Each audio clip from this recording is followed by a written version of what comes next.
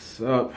This is Good Game Reviews, and I have been gone for a while. I've been gone for a couple weeks, mainly because just working on health and all that stuff. But mostly, it has to do with the fact that I also didn't have any battery. Like, you can tell by the camera that I do a lot of these videos on a phone. I've tried doing it on a laptop. I don't know, I haven't figured out yet. I'm a little slow. But I've been doing all these videos on my phone. And you know that videos take up a lot of space when it comes to your phone.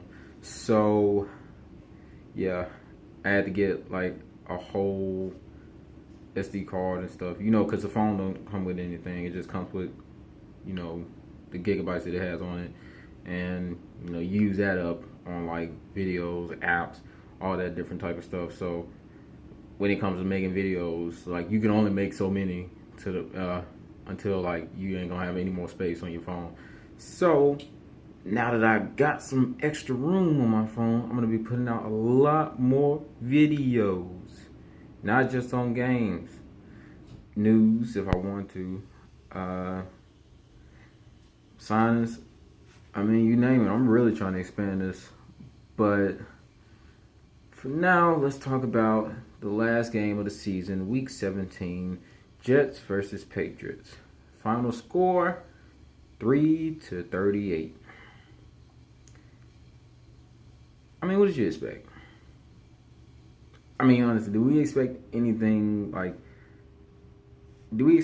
else other than for the Patriots to stomp the Jets? I mean, because I didn't. Now, what I didn't expect was Tom Brady to throw 4 touchdowns. I thought they were going to bring out the same thing that they had on the Jets, a lot of ground game stuff, rushing it. But 4 touchdowns, no interceptions. Over 200 yards passing. Hey, he did it. He did his thing today. He he still got a little bit of whip in that arm. And Philip Dorsett sighting finally found himself in the end zone again. I'll get to that once I get on the offense. Matter of fact, let's start on the offense right now. As you know how these Patriots games go sometimes. The start isn't always as explosive as we want it to be. But the very next drive, they found themselves in the end zone, and it was due to a James White touchdown. Not run, but catch. Receiving touchdown. Burkhead also found his way into the end zone. So you had 2 backs that he was dependent on as far as the passing game goes, which I pretty much wanted to happen a little bit earlier with, having James White and Rex Burkhead, those two running backs who were able to, catch passes. But better late than never, and right on time, actually, for the playoffs. So we'll get to see a lot of that. Actually, this offense kind of got me excited to see what's going to happen in the postseason, because now you have Philip Dorsett out here catching touchdowns, along with Cordero Patterson, who's not back, who wasn't in this game. He was inactive. So when they get him back, I'm pretty sure they're going to, just make that explode. They're going to probably go back to, I'm predicting that 2016 offense, because this is like the way the skills players are set, the type of players that they have. It's probably going to look a little bit more like that 2016 offense. Not that I'm complaining, because that 2016 team won a championship, so not complaining about that at all. As far as the ground game goes for this game, Sony Michel didn't break 100. Didn't even break 60. I don't think. He wasn't too overwhelming. I expect a little bit more at least on the Jets. But I guess that wasn't in the game plan. Obviously, passing the football was more their speed, at least for this game.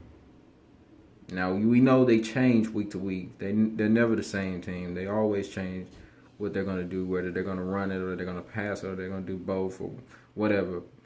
But I guess running it wasn't really in the cards for this game, or it just didn't really work out the way they wanted it to. So rushing game wasn't too much to see there. Sony Michel did have some nice breaks. He had one break where he pretty much was like gone. He was like almost to the house before one guy came and wrapped him up by the legs. Oof.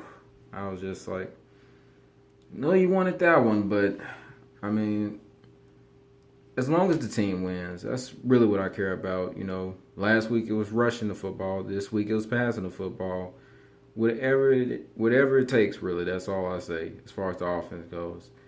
Defense. Again, I know. Everybody's gonna say it's the Jets. Do not get over your head about it. But I mean, they showed a lot more hunger than they have in a couple of these games, especially since it was like the last week and they needed this one to clinch that first round bye. But man, this defense was on fire. This defense was on fire. They came to play. 3 forced fumbles. I mean, what more can I ask for? Really, what more can we ask for from this defense? A defense that at times we have clowned through certain parts of the season. But at home, this defense is pretty much unstoppable. I mean, you go back and look at any team that came to Gillette Stadium.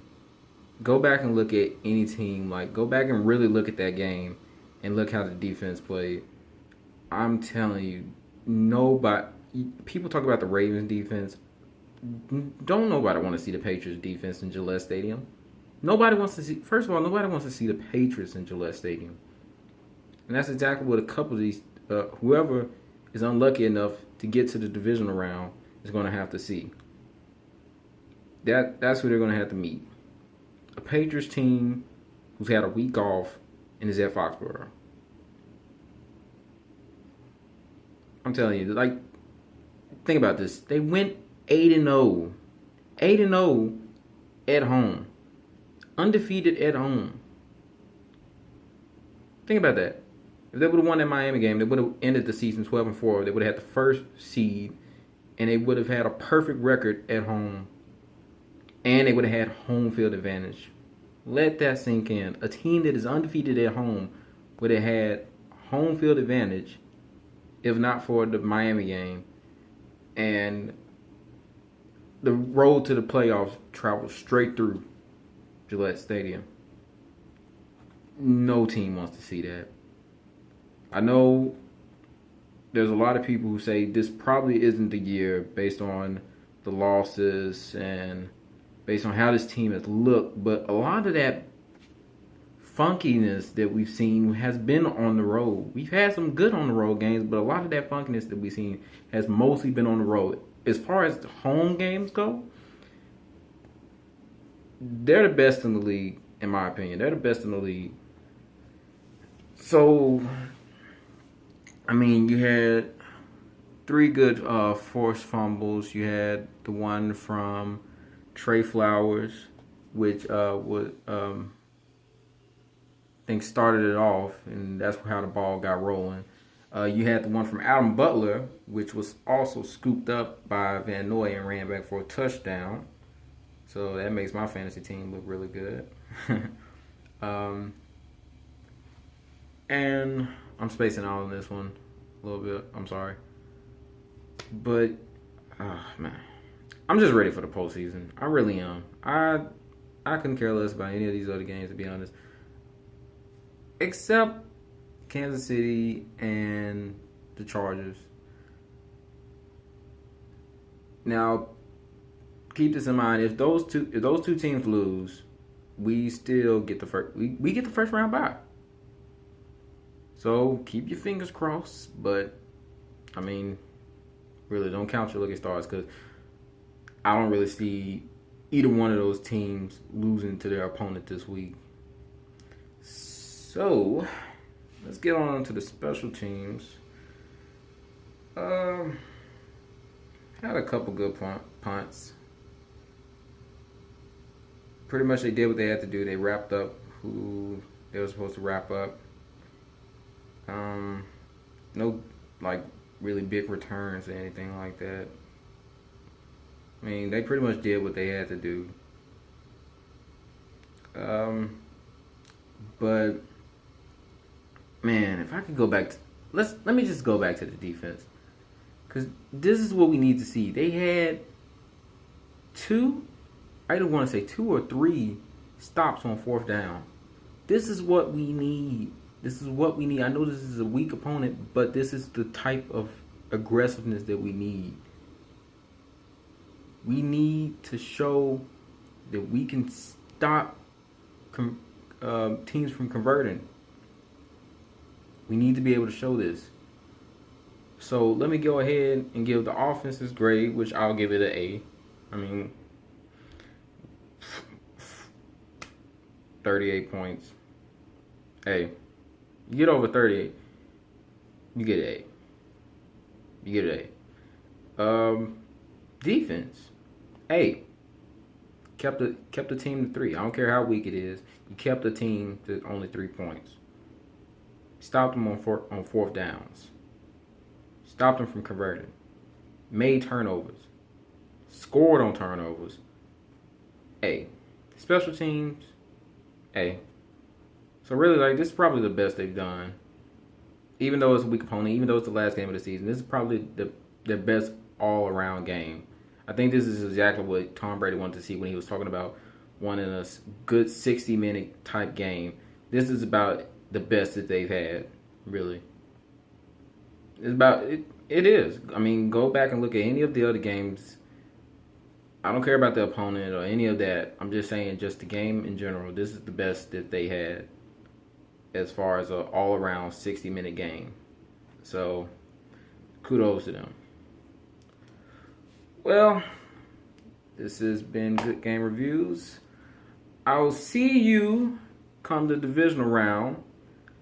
Whoever the unlucky team may be who has to go against the Patriots. But I'll also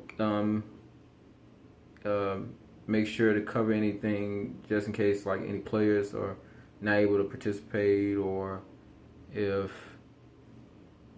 seeding changes. I'll definitely keep my eye out for that. But otherwise, see you divisional round.